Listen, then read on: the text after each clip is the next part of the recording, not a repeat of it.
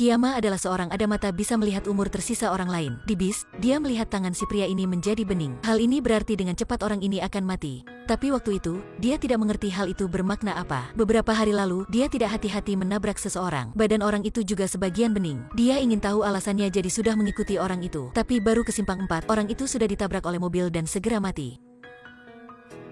Mungkin dia sudah memahami sesuatu. Dirinya ada mata berkekuatan gain, bisa melihat takdir orang lain. Kiyama adalah tukang mobil. Sejak kecil dia mengalami kecelakaan pesawat, orang tuanya juga mati. Tapi dia sudah hidup sebagai keajaiban. Awalnya dia ingin menyelamatkan seorang gadis, tapi takut masalah terjadi. Hal ini membuat luka besar di hatinya, membuatnya menjadi sendirian dan tidak suka bergaul orang lain. Dia hanya bisa fokus pada pekerjaan. Juga karena sikap bekerja seriusnya, Tuan memutuskan menugasinya semua cabang. Hal ini membuat Ju, senior Kiyama sangat tidak puas. Kiyama didorong, dia melihat HP, udahlah HP sudah terpecah. Sejak kecil dia menderita penyakit susah memilih. Melihat banyak HP berwarna membuat Kiyama tidak tahu melakukan apa. Pada waktu itu, dia ketemu Kiryu, seorang pegawai. Kiryu tidak hanya cantik maupun baik hati. Ketika Kiyama memberinya HP, kebetulan menemukan tangannya juga bening. Kiyama panik dan keluar, berpikir tentang kecelakaan itu dan melihat Kiryu baik hati. Kiyama dengan keberanian ingin meminta Kiryu memberinya 30 menit. Dia ada hal penting ingin berkata. Dalam kafe, Kiyama panik melihat tangan Kiryu sudah kembali biasa. Hal ini membuatnya sangat bersenang. Mungkin tindakannya sudah berhasil berubah kehidupan Kiryu. Tapi dia tidak memberitahu Kiryu hal itu. Hanya berkata mungkin dirinya sudah menyelamatkan seseorang. Tapi dia baru keluar merasa jantung sangat sakit. Dia juga tidak peduli. Hari berikutnya, Kiryu ke tempat kerjanya. Dia keluar koran, di jalan ke rumahnya ledakan terjadi. Waktu meledak tepat waktu yang setiap hari dia pulang. Berkat undangan tadi malam Kiyama, membantu Kiri keluar kematian.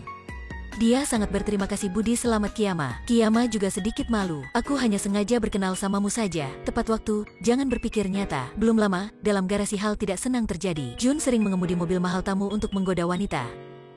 Setelah tuannya tahu sudah memecatnya, dalam hati Jun marah, dia segera pergi.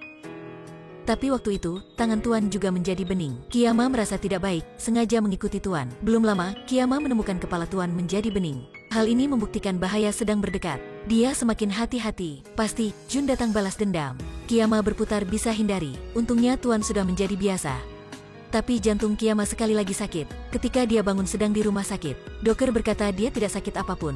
Mungkin karena terlalu tekan. Tapi dia melihat tangan seorang anak bening. Sedang mengikutinya sudah dicegah oleh dokter. Jangan buat, apakah kamu melihat si anak bening kan? Ternyata dokter juga ada kekuatan gaib ini. Orang-orang berdekat orang mati ada sempat milik mata Fortuna. Dalam cerita Yunani, Fortuna adalah Dewi Nasib. Mereka ada mata Dewi, bisa melihat masa depan orang lain. Tapi jangan mengubah nasib orang lain. Jika tidak harus membayar harga mahal. Lagi pula mengubah nasib orang lain, kamu mungkin bertanggung jawab masa depan mereka tidak? Kalimat ini membangunkan Kiyama. Dia dengan sepenuh keberanian menemui Kiryu dan mengaku cinta padanya. Tidak terduga Kiryu setuju. Kemunculan Kiryu sudah mengubah Kiyama. Dia menjadi senang, terbuka. Pesti dengan lilin, di pantai romantis. Dia minta Tuan biar Jun kembali bekerja. Sejak itu keduanya menjadi teman baik. Mungkin semuanya sedang berkembang dengan arah baik. Kiyama dengan diam membeli cincin melamar Kiryu. Tapi baru keluar, dia terus sakit jantung. Di rumah sakit, dokter berkata inilah harga. Menyelamatkan orang lain akan membuat diri dekat kematian. Pembuluh darahnya menjadi mempersempit. Jantung dan otak dilukai tapi mata biasa tidak bisa melihat. Sambilnya peringatkannya, jika kematian terjadi padanya, akan tidak ada cara melihat dirinya menjadi bening. Kiyama memutuskan tidak campur tangan pada nasib orang lain. Hanya ingin hidup bahagia di samping Kiryu. Suatu hari seorang kaya mendapat mobil. Kiyama menemukan orang kaya juga bening. Dia mulai ragu-ragu, dalam kepalanya muncul citra Kiryu. Karena terkaitnya, sekarang Kiryu disusahkan. Akhirnya Kiyama masih memberinya kunci. Hari besok, dia sudah mati dalam kecelakaan. Kiyama sangat salah diri, bertobat sudah tidak mencegahnya. Hal ini membuatnya berpikir tentang gadis yang dia tidak menyemalatkan di pesawat. Dia tidak ingin milik kekuatan gaib ini. Tapi di jalan pulang, dia menemukan banyak orang menjadi bening. Juga berarti akan ada kecelakaan besar terjadi. Dia kecewa melihat dua tangannya. Waktu itu, dia melihat anak-anak di taman juga menjadi bening. Hal ini membuatnya tidak bisa percaya. Guru berpikir dia gila jadi segera membawa anak-anak pergi. Dia mengambil brosur di tanah. Beberapa hari berikutnya adalah pekerjaan memperbaiki rel di skala besar. Ketika dia ke stasiun, pasti banyak orang di sini menjadi bening. Melihat waktu di brosur, jam 7:30. Inilah waktu kereta setiap pagi Kiri ke kantor. Dia segera ke rumah Kiryu. Tidak terduga, tangan Kiryu menjadi bening. Dia dengan diam memutuskan, meskipun masa depan bagaimana, dia akan menjaganya. Malam, mendadak Kiryu menangis. Kiyama ingin membawa Kiryu bepergian untuk melupakan kecelakaan itu. Mungkin melihat Kiryu tidak senang, tapi dia masih setuju. Dia menelpon sekolah kanak-kanak berharap mereka membatalkan kegiatan itu. Tapi bagaimana mereka mendengarnya ya? Kiyama sekali lagi ke rumah sakit. Bukankah tangan saya juga menjadi bening?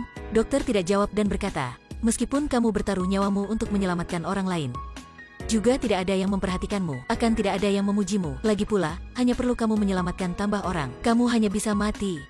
Aku berharap kekuatan gaib ini setidaknya bisa menyelamatkan nyawa yang berharga. Meskipun begitu, hanya bisa perlu menjaga orang penting sudah berarti, bukan? Kiyama tahu dirinya susah melewati, dia mulai selamat tinggal semuanya. Dia menugasi Jun mengelola cabang, membelit hadiah ketemu tuan, akhirnya meninggalkan Kiryu surat. Tapi pada besok, Kiyama mendapat pesanan Kiryu. Karena rekannya sakit jadi dia tidak bisa ikut. Melihat begitu, Kiyama berlari sebagai terbang. Akhirnya sudah sampai di stasiun. Tapi sayangnya Kiryu sudah naik. Keduanya begitu. Dan kali ini bisa adalah kali ketemu terakhir. Dia tidak ingin keluar stasiun naik taksi ke arah kereta. Untungnya, waktu dia datang, kereta belum sampai terminal. Dia melihat di sekitar, pekerja yang bekerja di sekitar juga menjadi bening. Hal ini membuatnya segera menemukan alasannya. Dia keluarkan suar sinyal, segera melompat ke rel, ingin menggunakan dirinya memaksa kereta berhenti. Sopir kereta melihat ada orang segera rem. Karena kereta masuk terminal membuat guncangan, dengan derek sedang bekerja membuat longsor dan penurunan muka tanah di rel. Derek karena hal itu akan terjatuh. Jika tidak segera rem akan membuat kecelakaan terjadi. Setelah Kiyama menyelamatkan orang-orang, dia mulai berlutut tidak bergerak. Kiryu segera memeluk Kiyama, waktu itu jantungnya sudah berhenti. Setelah mengadakan permakaman Kiyama, Kiryu berkata, ternyata si gadis yang Kiyama ingin menyelamatkan itulah Kiryu. Sambilnya Kiyama sudah membawanya keluar. Hanya setelah itu keduanya juga pingsan. Kiyama juga lupa memori itu. Ternyata Kiryu selalu mencarinya. Juga mulai hari itu, Kiryu milik mata Fortuna. Ketika dia melihat tangan Kiyama menjadi bening, dia bisa tebak. Kiyama ingin menyelamatkannya sekali lagi. Jadi dia baru ingin naik kereta itu. Hanya tidak terduga akhirnya Kiyama masih korban diri untuk menyelamatkan semuanya. Hasil film, Kiryu membaca surat yang ditulis Kiaya untuknya. Bagaimanapun nasib diulangi lagi, aku akan memutuskan begitu. Mungkin berkata Tuhan memberimu mata melihat nasib orang lain, tapi tidak memberimu menyelamatkannya. Terima kasih kalian, sampai jumpa lagi.